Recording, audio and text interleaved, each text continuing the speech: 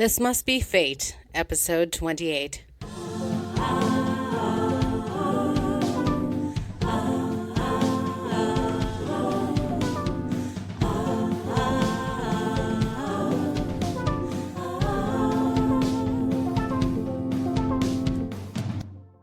Hello and welcome back to the Rena 100 Show.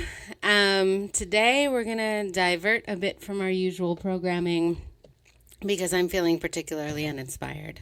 That means I'm going to reach back into my arsenal and find a random Google Doc with a random part of a book I never finished writing. Not the same book as last time, and also I wrote much less of this. I'm not going to give you any impression. I'm just going to read it as it is. I also haven't reread it yet, so I'm curious to see what's in here.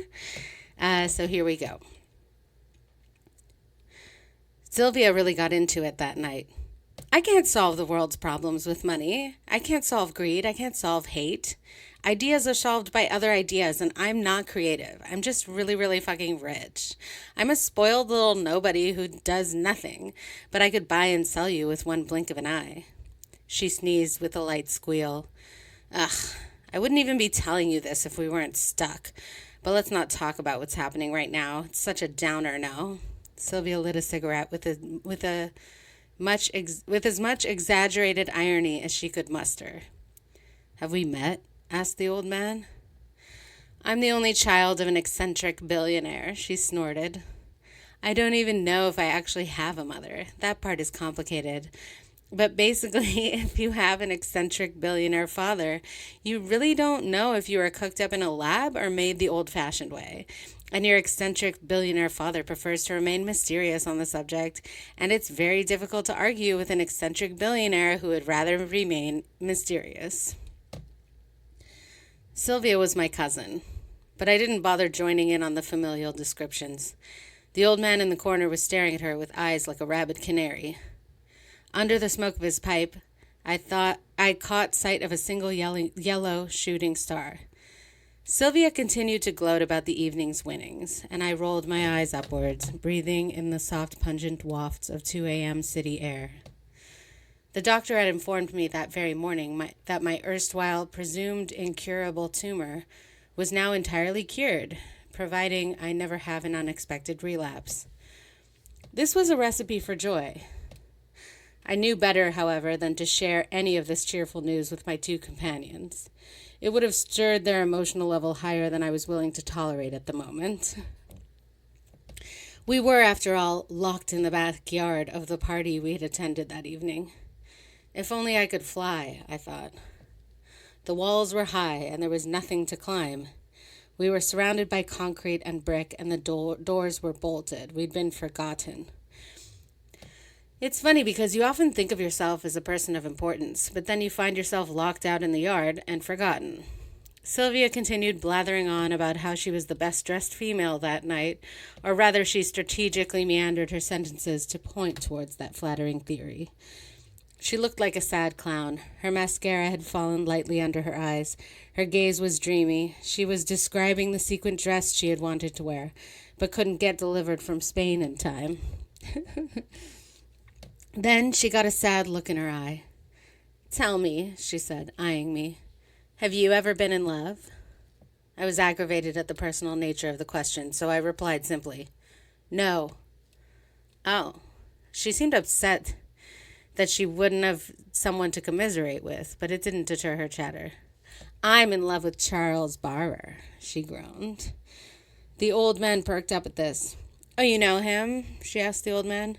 I've heard his name before. Is he the only son of? Yes. Goodness, high rank, isn't it? Well, yes, but he's also very handsome and charming. She took out another smoke, and the old man unsheathed his Zippo for her to utilize. Thank you, she purred, enjoying the gesture. I just can't seem to stop chain smoking. I suppose it's the feeling of being trapped. I couldn't agree more. He took another puff of his pipe. I stayed in the background, trying to attract as little attention as one could in that situation. How did you meet Mr. Barber? Inquired the old man. Well, we were both vacationing in the Grecian Islands last spring. Last spring. So you've known him a while then. The old man seemed to marvel at this. Yes, at first I thought maybe he was just another handsome young tourist, but then I noticed the way his nose curled up so similarly to, well, so you know his father too. Yes, I most certainly do. He's an old college buddy of my father's. She shuddered almost imperceptibly. Well, let me tell you, the old man exhaled, eyes sparkling as though he'd been waiting patiently for this precise moment. His father is not quite the gentleman he imitates. Excuse me, what do you mean exactly? Sylvia's face contorted slightly as though she were sniffing something rotten. Catching a glimpse of her defensive nature, the old man changed his mind. But Sylvia's curiosity had been piqued. She wouldn't let it slide. Well, now, I don't have any definitive proof, he stated. I was too hasty in making the statement, and I'd really rather not say now that I've thought better of it. Fine, let me just ask you this then. Sylvia's eyes twitched. Does it involve soccer? I'm really not sure. I know it may have involved a sport, but I'm not so certain it was soccer. Finally, my aggravation with their voices got the better of me, and I piped in, What is this, 20 questions? She was undeterred by my snap. Getting a little cranky, aren't we? Getting a little nosy, aren't you? I retorted. When I saw her facial expression, I knew that insulting her right then had been a mistake. Sometimes spoiled women don't take criticism well. Even her freckles looked menacing. You don't know what you're digging into, little cousin. I have claws that extend way into your personal, private affairs. Don't fuck with me. And she gave me the look to prove it. I shrugged and took out a cigarette of my own. What else was there to do? Let's say she did have her little nails dug into my heart. I'd rather not expose the gooey details to Mr. Random Pipe Smoker in the corner. She continued the interrogation. You have to tell me. You can trust me. I'm not the type to go blathering around to everyone. I don't gossip, but I need to know what you know. The old man paused and took a drag of his pipe. He seemed effortlessly stagnant, as though he were levitating. This infuriated Sylvia. She couldn't stand his degree of lightness. She wasn't used to people not taking her seriously. Look at me. This is important. If you don't tell me, I'll die. I'll die. Dead. And you will be racked with guilt. The old man giggled, but his face still looked troubled. His brow furrowed, and he said, All right, but you didn't hear this from me. This feels wrong. He giggled again and unfurrowed his brow. I heard it from Patricia. Which Patricia, Mortis or Manningsworth? She chirped. Manningsworth. He locked eyes with Sylvia to make sure he was being understood. You didn't hear this from me. And again, I have no proof whatsoever, but I heard from Miss Manningsworth that he was the coach of some team of children and that, there's no polite way of saying this, but that he liked the kids a bit too much. Sylvia exploded. Patricia has no idea what she's talking about. I knew this was what you were going to say. I knew. And that's why I made you say it. People have been spreading rumors like viruses. He is a good man. He coached my soccer team when I was 10 years old, and none of that happened.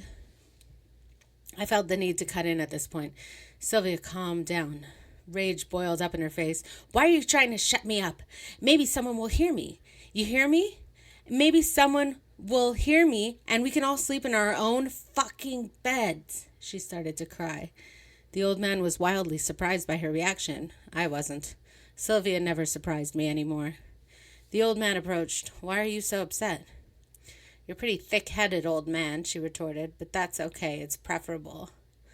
Does anybody have any muscle relaxants? She flopped her body down in the muddy grass. Goodbye backup dress. Oops, I guess I did. The old man and I looked at each other, slightly bewildered, slightly annoyed. We were silently debating whether I or he would lift her up off the ground.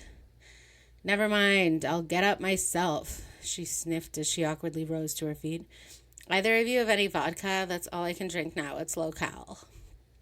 She gave us an ironic wink, as though the whole ordeal had been planned for that exact moment of promotion. Although detached from the situation, I still felt the need to interject some kind of advice. I don't know if drinking anymore is the best idea. Listen, I'm about to lose it. So somebody better give me some kind of something. Actually, I think I can help you there, the old man answered. I was carrying a secret flask tonight. He handed it to her, waiting worriedly, like a mother. I supposed he felt guilty for causing her outburst. Yes, she purred. That's more like it. Old friends. That's jolly more like it. She erupted into manic laughter. 7 ago, I was a virginal child. 7 years ago. Later, I'm a big fucking lie. The old man tried to calm her down. Maybe a nap would be a good idea right now. You look tired. You're shaken up. I'm not half as shaken up as I will be if you try to put my mouth at rest one more time, she barked. Listen, I whispered to the old man. I think we should just wait. She'll tire herself out at this rate. The old man gave a small look of relief before his eyes glazed over, as though he were waiting in line at the grocery store. It wasn't wrong, she continued. It was beautiful. It was love, but I was too young to appreciate it. I was too young. It's my fault. Besides, I was so silly then. The moon dripped cool hues that made her freckles shine. I'm not crying, she insisted. It's the damned alcohol, fuckos. Where am I? How can we still be stuck here? I'm so miserable. With that utterance, she melted completely into the mud at her feet. The old man still had on his 1,000-yard stare. She was about to take another sip of the flask when the door to the garden burst open and a couple, half-dressed and clawing passionately at each other, spun into view. The door locked again behind them. Go figure. After a couple of lip-smacking sounds and gropes, they realized they were not alone. Sylvia was still a puddle of broken dreams. She came to slowly, and as her eyes focused, they became wider and wider like big round buttons. Charles? The name oozed out of her mouth like a toxic gas. Sylvia. He buttoned his trousers. What a pleasant surprise. Barely standing, Sylvia spat. Someone better have some Valium, otherwise Mommy might get a black eye. I assumed she was talking about the flailing blonde who was trying to keep her balance while in a desperate attempt to hook her bra. Sylvia was in no shape to give anyone a black eye. I doubted she could successfully target someone else's face, let alone particular aspects of anatomy. This time, I was proven wrong. Sylvia aimed and hit. The blonde fell backwards and collapsed into the mud. Sylvia stared her down, lit a cigarette, and blew the smoke right over her face. The cloud glided around the pale woman's forehead like a halo. Poor stupid bitch. You must not know any better. The old man and I were silently wishing ourselves out of this situation. I loved the concept of privacy more in that moment than ever before. But before the spell broke, Charles recognized me. Sarah. I hid my face in an attempt to thwart any familiarities, but it was too late. Hello, Charles. Nice to see you. Sylvia was floored. You two know each other? Not very well, I piped in. I didn't know you were out of the hospital, said Charles. Despite my secret enjoyment of his concern, I could have slapped him for being so obtusely chummy. I didn't want to be dragged into a sticky gossip's nest. Well, I am. Blushing, I withdrew my diagnosis from my purse, but before I could report my erstwhile withheld personal headline, Sylvia butted in. Chuck, you suck. I hate you. Fuck you. Charles seemed embarrassed. I was embarrassed for him. But there was another feeling, like he and I were on another plane of consciousness together, floating, coasting on metaphysical wings. Yes, I was having a Led Zeppelin moment, but keep in mind I'd been up since 7 that morning and it was 5 a.m. And that's all I have there. There's this little epilogue that I think could have gone somewhere, but it just says, there's like a few stars on the page, and then it says, we took a poll of everyone around the table. Diddy and Stanford thought the red leather gloves were hideous, but the rest of us were convinced that they were haute couture extraordinaire. And that's the only... I think I was writing in a Gossip Girl style. That's the impression that I'm getting here. But anyway, that's all I ever wrote of that. That's the only thing I've ever written in that style. I hope you enjoyed it. I hope you had a great week. This wasn't an introspective one, but I just wanted to put something out there because just wanted to keep it going, babies. And if you like the podcast, please, if you have the time, review it and like it on Apple Podcasts, and just keep trekking out there, you know? Just keep going. You're doing great.